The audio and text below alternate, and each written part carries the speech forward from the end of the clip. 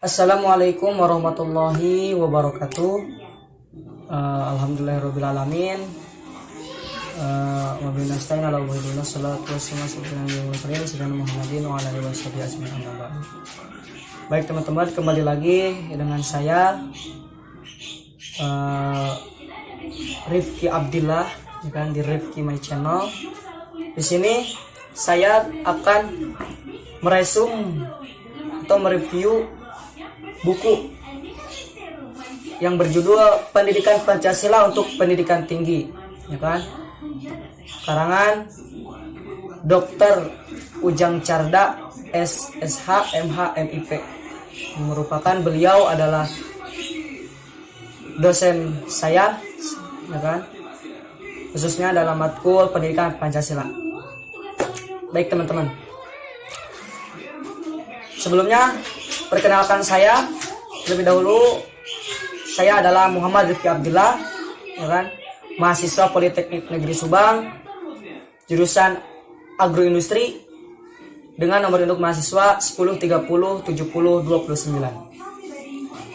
Di mana saya di sini akan meresum buku Pendidikan Pancasila untuk Pendidikan Tinggi ini, di mana di dalam buku ini ialah terdapat 10 bab, dan saya akan membahasnya dengan cara merangkumnya, mereview, meresum, ya. Nah, silakan simak-simak oleh teman-teman, perhatikan baik-baik dan juga pahami.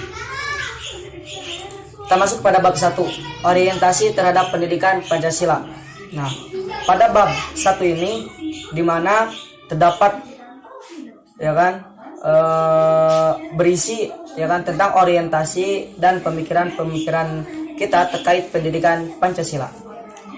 Dimana di dalam bab ini juga itu terdapat landasan-landasan pendidikan Pancasila. Di antaranya adalah ada 5 landasan. Pertama, landasan historis, landasan yuridis, landasan filosofis, sosiologis, dan juga yang terakhir, yang kelima adalah landasan kultural. Pada bab 1 ini juga itu terdapat tujuan, teman-teman. Apa sih tujuannya? Pertama, tujuan pendidikan Pancasila itu ialah mengarah pada moral yang diharapkan dan dapat diwujudkan serta diaplikasikan oleh kita dalam kehidupan sehari-hari. Tidak hanya itu, teman-teman, tujuan mempelajari pendidikan Pancasila ini juga yaitu dimana kita dapat memahaminya atau mengetahuinya Pancasila ini secara baik dan benar, dan juga dapat dipertanggungjawabkan baik secara yuridis konstitusional maupun secara objektif ilmiah. Itu sedikit dari bab 1. Lanjut selanjutnya yaitu pada bab 2. Pada bab 2 ini yaitu memahami sejarah Pancasila sebagai lambang negara. Nah, pada bab ini pembahasannya itu ialah memahami sejarah Pancasila sebagai Garuda Pancasila, ya kan, yang dimana lambang negara kita ini ialah Garuda Pancasila, teman-teman, ya kan. Lambang negara, dimana dalam lambang negara Garuda Pancasila ini ialah merupakan suatu jati diri bangsa dan juga identitas Negara Kesatuan Republik Indonesia. Lambang Garuda ini juga itu merupakan simbol cerminan, teman-teman, simbol cerminan kedaulatan negara di dalam tata pergaulan dengan negara-negara lain, ya kan, dan menjadi suatu cerminan kemandirian, ya kan, dan juga eksistensi negara Indonesia yang merdeka, bersatu, berdaulat, adil dan makmur.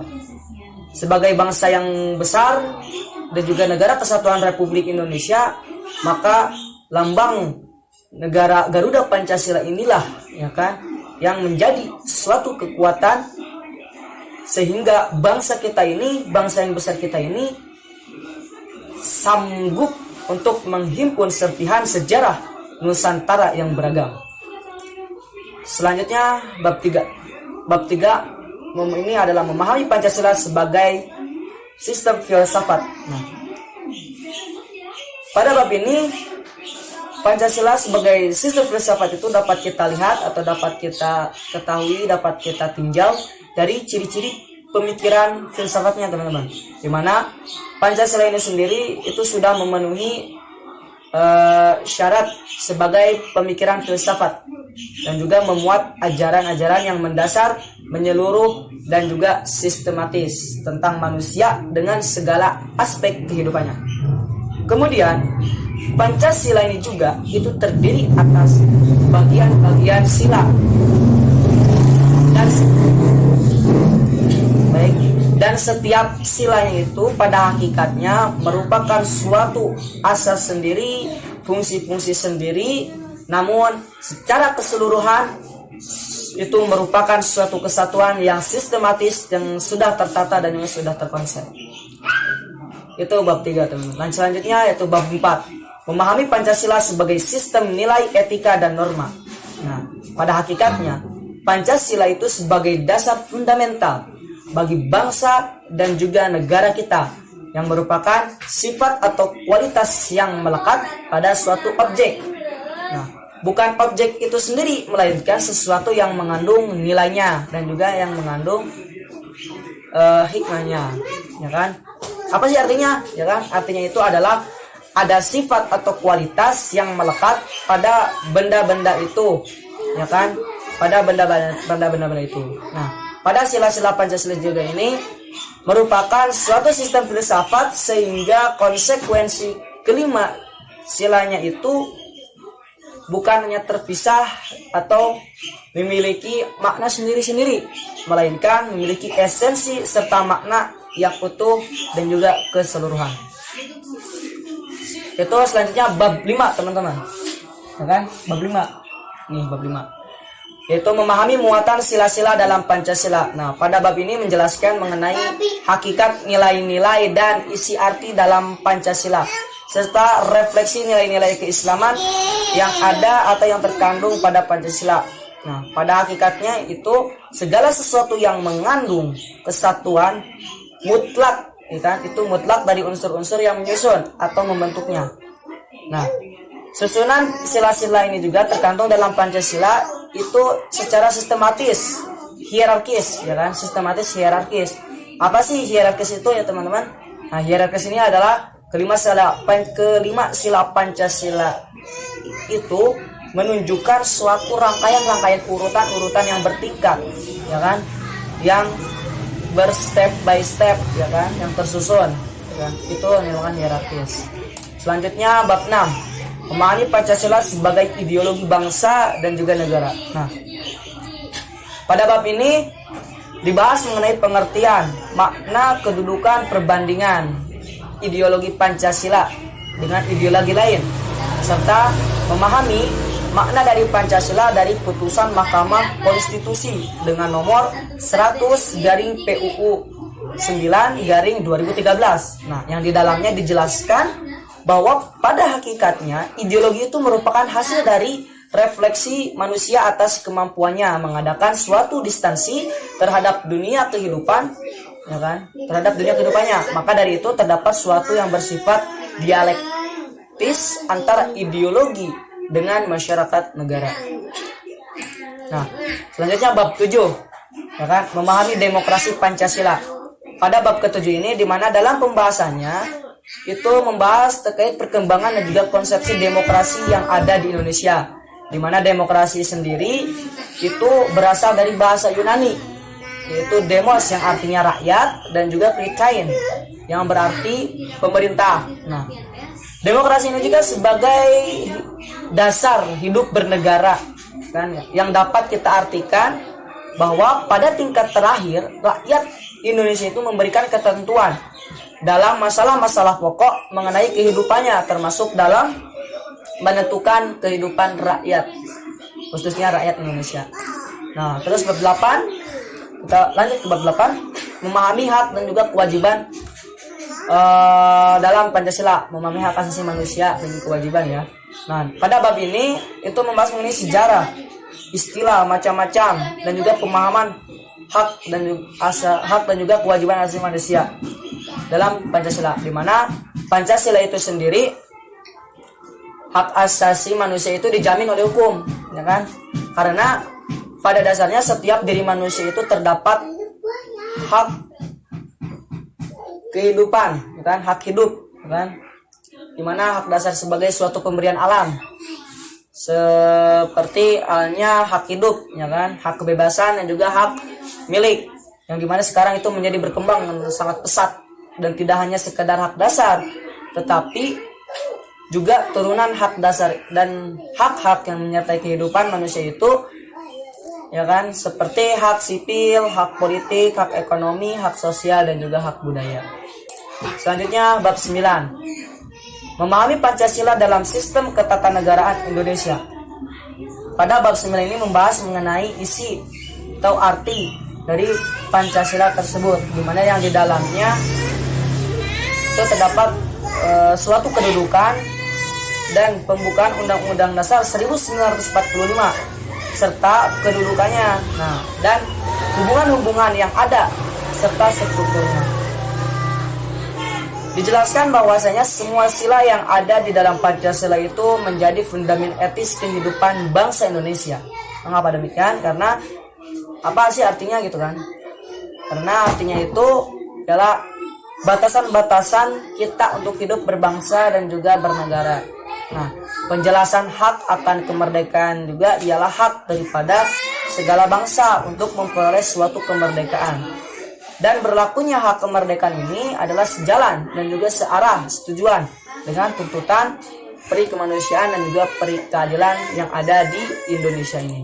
Selanjutnya bab 10 terakhir, yaitu refleksi Pancasila sebagai paradigma reformasi dalam kehidupan bermasyarakat, berbangsa dan bernegara. Pada bab ini menjelaskan mengenai Pancasila sebagai paradigma reformasi dalam kehidupan bermasyarakat, berbangsa dan juga bernegara, ya kan? Dengan paradigma dan hal-hal lainnya yang saling bersangkutan ini serta eksistensi Pancasila sendiri itu sebagai paradigma pembangunan di era globalisasi, ya kan? Nah, menurut Oxford English Dictionary, dalam pendapatnya itu ialah contoh atau pola, teman-teman, ya kan?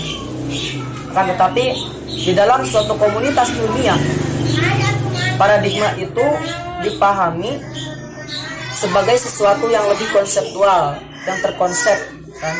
Dan juga signifikan, yang cepat, meskipun memang bukan sesuatu yang jelas untuk diperdebatkan masalah ini, ya kan? Tapi ini juga itu dibahas gitu, bahwa filosofis hakikat kedudukan Pancasila sebagai paradigma pembangunan nasional itu mengandung suatu konsekuensi bahwa dalam segala aspek pembangunan nasional itu kita harus mendasar pada hakikat nilai-nilai Pancasila itu sendiri.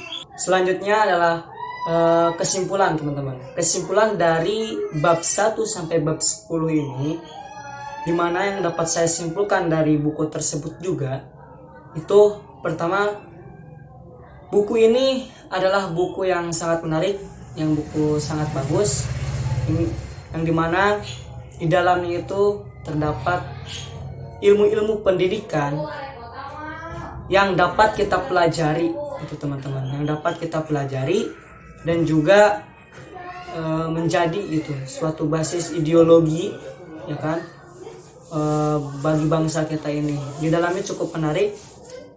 Silakan teman-teman beli bukunya, ya kan, dibaca dan juga dipahami. Pokoknya sangat menarik di dalam buku ini, serta sangat bermanfaat, insya Allah. Baik teman-teman, mungkin cukup sekian pembahasan resume buku Pendidikan Pancasila untuk Pendidikan Tinggi dari saya. Semoga bermanfaat dan juga dapat dipahami dan juga informatif. Sebelumnya mohon maaf apabila ada salah, baik dari nama, gelar maupun dari teori. Jangan lupa juga untuk like, komen dan juga subscribe di Rifki Channel, ya kan, channel saya itu. Jangan lupa pokoknya, dan juga share ke teman-teman yang lainnya. Semoga yang like, yang komen, yang share dan juga yang subscribe itu dimudahkan rezekinya, ya kan, diberi kesehatan dan juga dimudahkan segala urusan-urusannya. Terima kasih sudah menonton. Kurang lebihnya mohon dimaafkan. Akhirul kalam. Wabillahi taufik wal hidayah. Wassalamualaikum warahmatullahi wabarakatuh.